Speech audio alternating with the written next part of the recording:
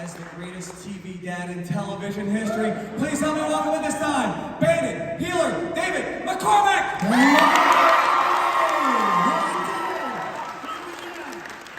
and Chilli in the house. Hey guys. How you doing? Welcome!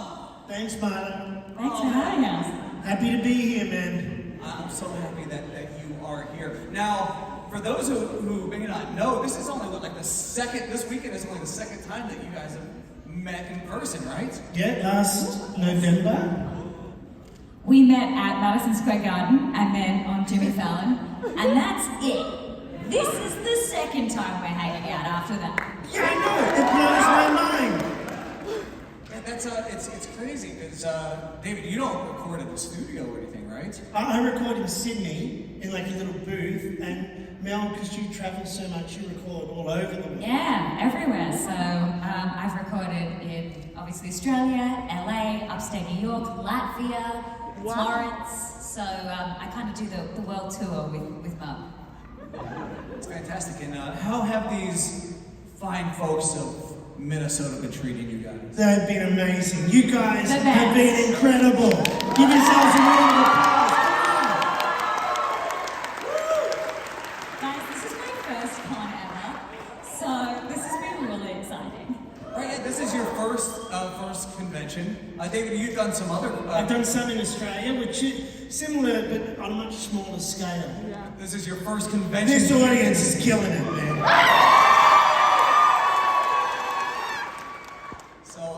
So what do you think of the convention scene?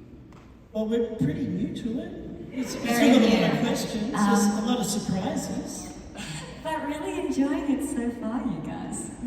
So what about some of these cosplays that you guys have seen? Yeah, amazing.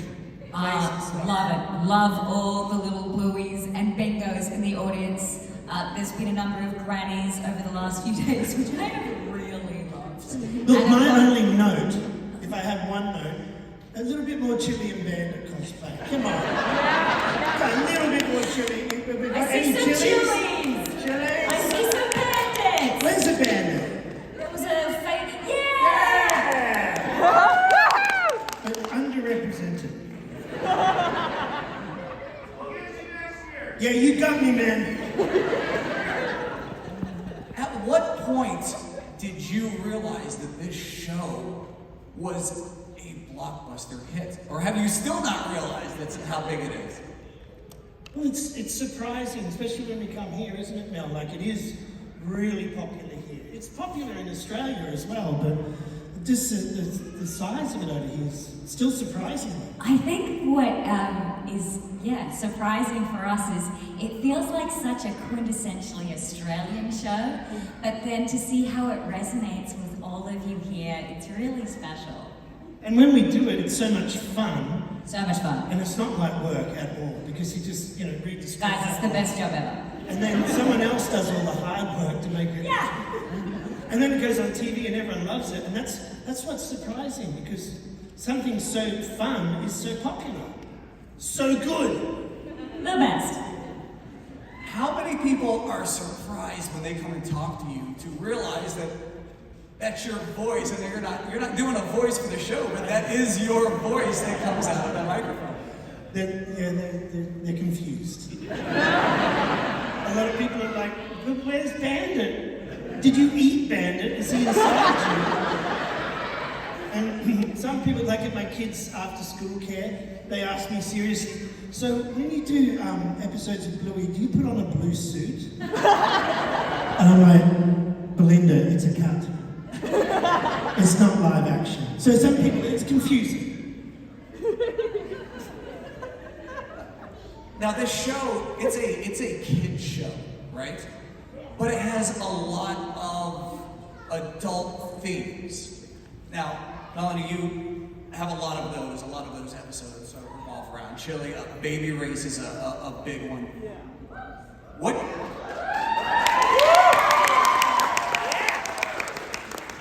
When you're thinking you're just going into the studio to record, and then you watch the finished product, and you're like, what? That's not what I envisioned at all for this children's cartoon. I think the biggest one for me was watching Sleepy Time for the first time. I recorded it.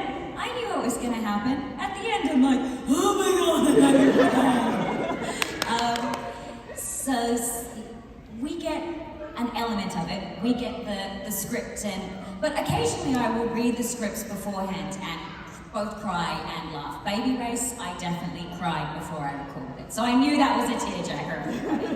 And Granddad. But sometimes it takes me by surprise too. David, what about yourself? Do you two actively watch the show, or is it a set it and forget it, and work on your next? It's a little bit set and forget, but then we'll watch the very finished product. But that Granddad episode that you were talking about, Mel, that is just so beautiful. Like it's that shot at the end where you're sitting and time's passing. It's just so simple and so emotional, and it's the beauty of the show. It's simple. And it gets the feeling across without overcooking it, if you know what I mean. It's just the basic instinct of it. It's very good. So, and David, you're actually, I'll let you go ahead. Sorry to interrupt. Go ahead. What was the question? Oh yeah, that's right. I usually I have two nieces who are 2 and 4. So that's usually when I do the watch when it happens. And but occasionally there was a couple of episodes if I've really had fun in the booth. Joe Brum, who's the creator, he pretty much writes every episode. He directs the animation, he directs us. He's a genius. He's the reason we're all here. He sent me a couple. Yeah, he's a genius. I remember he sent me Hammer Barn early because that was so much fun to make. I want to talk to you about how you got the job in the first place. Now, Dave, this wasn't something that you thought was going to be a full-time job, right? No, I didn't even know this job existed. So I was just, I'm from a music background, like bands and stuff. And I was talking to somebody who knew someone who was getting in a lift, and they were like, hey, they're doing an animated show about a dog, and do you want to be one of the characters, the dad? And I was like, I can't do it, I don't know how to act. And they said, forget about it. You can read, you just go in the booth, say a couple of lines. And so we went in and I read a couple, and then we ended up, they gave me some feedback, like, try not to make too much of an idiot of yourself, try and do it a bit better. And so we did that. And then I thought, that's it. I'll look for it on YouTube as some sort of scratching animation show about a dog. And then they sent me the pilot. And then Mel's voice was on there and everything. And I thought, wow, this is actually pretty good. And they rang up and they said, can you do some more? I said, yeah, hell yeah. And that's it. So I don't really know how to act. But I have got the advantage of having 2 daughters. So a lot of the stuff in the show I can relate to as a parent of 2 daughters. So that's my contribution to the Acting 101 today. Thank you. And scene. So my journey was a little different. I was already doing a lot of commercial voiceovers, and I was putting down a voiceover in the studio of a Dan Brum who plays Stripe. And he said, you've got a great voice. My brother's making this animation. It's already cast, but you want to track some demos down if there's future characters. And at the 11th hour before it premiered at the Asia Pacific Cartoon Convention, they wanted to change up the voices because the mum had an English voice in the scratch track.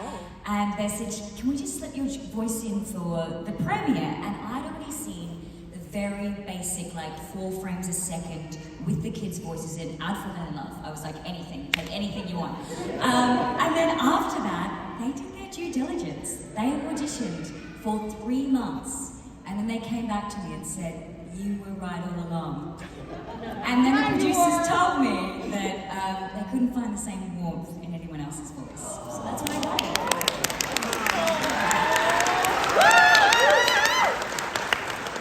How many of you out there are just closing your eyes and watching, just listening for Bandit and Chilli? And I'd like to know, what is both of your guys' favorite episode and why? Favorite episode? Okay, guys, my favorite is Sleepy Time. I think sonically it's so beautiful with the planets. Gustav Holt. And I think the storyline, which really is all that unseen labour that parents do to make sure their kids feel safe and loved at night, is so special, and it's done so beautifully. So that's why it's my favourite. I really like the Granddad episode, like I said before, because I think it does so much with so little. But I also like any episode that has unicorns in it. Because that's so much fun to do. So I hope that answers your question. Thank you. Thanks, Liliana. Thank you so much. Hi, Alice. Hey, Alice. And what is your favorite kind of food? Well, yesterday for breakfast, I had like fried chicken on a waffle with maple syrup and like this sort of buttery, creamy stuff on the side, and then this sort of gravy thing in a little tub. That is my new favorite food. I don't know what you call it, but it's delicious. What is it? Chicken and waffle. Chicken waffle, let's do that. Love it. I love anything that I can have lots of little plates of different things and eat with my hands. That's my favorite. I just want to try a tiny bit of everything.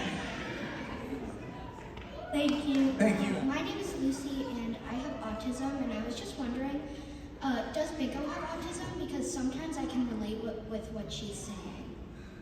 Jeez, I don't know. I don't know if she's particularly written that way, but Joe is really, who makes the show, he's very clever at making characters that lots of people can relate to in lots of different ways. So Joe is, as a person, guys, very kind and very inclusive, and I think you see that through all of his characters. I would like to know if this is a kids show that adults enjoy, or if this is a parenting show that kids enjoy. I think it's a human show that humans can enjoy. Thank you. My question is, what has been your favorite special guest on Bluey? Gee, I don't even know who the special guest is. Probably Lin-Manuel Miranda for me.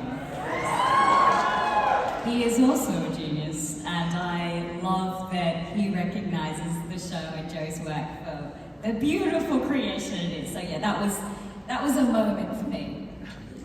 Thank you. I am curious to know, what is your favorite game in Bluey? And do you play any of the games in real life? Well, my favorite game is Keepy Uppy. Because I remember playing that when I was young, and I played it with my kids before the show, and I think that's emblematic of what Joe does to sort of get the whole world of parenting and family life in the show. It's stuff that's so common, but he's able to write it in there, and we can all share that commonality together. It's so good. Exactly.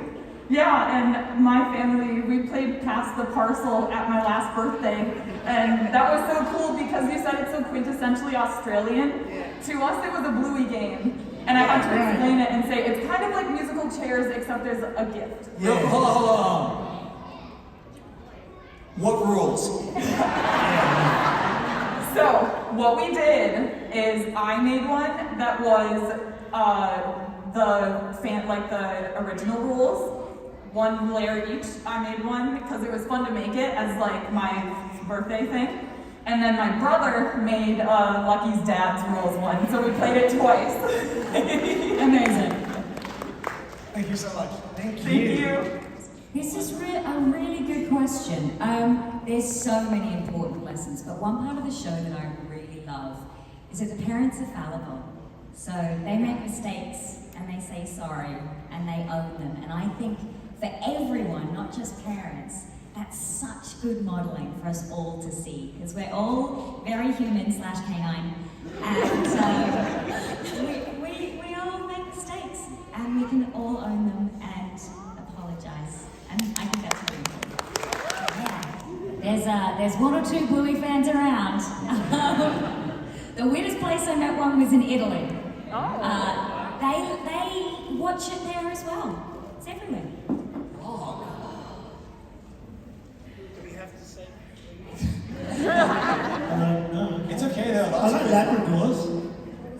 Labradors are good. Big dog, big poo though. That's it. I want a smaller dog like a Jack Russell. Smaller poo to clean up. Thank you so much. Yeah. I've never had a dog, so I don't know exactly what my favorite breed is, but Red Heelers are gorgeous dogs. Yeah, They're gorgeous and sweet and smart, so I'm going with the Red Heeler.